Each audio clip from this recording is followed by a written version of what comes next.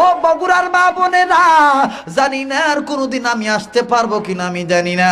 তোমরা যারা আমাকে টিভির পর্দায় দেখেছো, স্যাটেলাইটের মাধ্যমে, ইন্টারনেটের মাধ্যমে, ডিশ অ্যান্টেনার মাধ্যমে, মা গো আমি সেই শরীয়তপুরে তোমাদেরকে বলে দিই মা, তোমরা যদি ভালো হইয়া যাও তোমাদের পেট থেকে আবার জন্ম নেবে শাহজালাল। কথা বলেন ঠিক না বেঠি? ভাইয়া মা বোনেরা কেন ভালো হবেন না? আমার আল্লাহ রাব্বুল আমিন 10 জন পুরুষকে জান্নাতের টিকিট দিল। এখন দিলটা নরম করে দিবেন। আল্লাহ পাক 5 জন মহিলাকে জান্নাতের টিকিট দিল।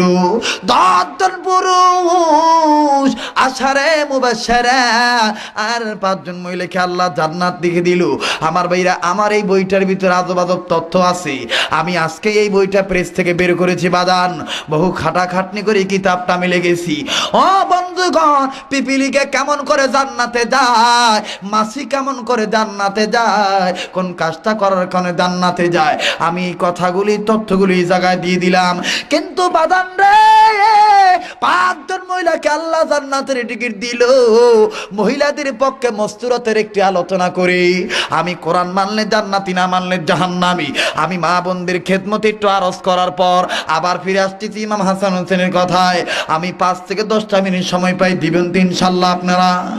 আমার ভাইরা, মা বোনেরা গো, তোমাদের মতন মা ছিল মা খাদিজা, তোমাদের মতন মা ছিল মা আয়েশা, তোমাদের মতন মা ছিল মা ফাতিমা, তোমাদের মতন মা ছিল মা সুমাইয়া, তোমাদের মতন মা ছিল মা আসিয়া। এই 5 জন মহিলার দিলের ভিতরে নবীর প্রেম জাগ্রত ছিল, নবীর প্রেম ইমান পাকা মহব্বত ছিল, যার কারণে আল্লাহ জান্নাত লিখে দিল। যারা বলেন সুবহানাল্লাহ। ও ভাইরা, ও মা বোনেরা, 5 জন মহিলার কথা বলতে গেলে সারা রাত্র পোহা যাবে। আমার অনেক রাত্রের দরকার হবে, কিন্তু আমি বলতে পারবো না। একটা মায়ের কথা বলে দেই, দিলটা নরম করে দিবে।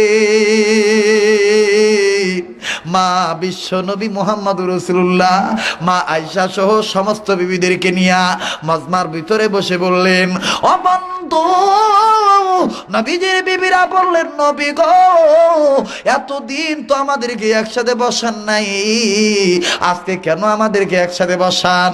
নবী আমার ডাক দিয়ে বললেন, বিবিরা রে, আমি আমার খেদমত গুলো তোমাদের মাঝে বন্টন করে দিতে চাই। কারণ গত রাত্রে জিবরাইল আমিন আমাকে বলেছে, যেই বিবি যত খেদমত বেশি বেশি করবে, সেই বিবিকে আল্লাহ পাক তত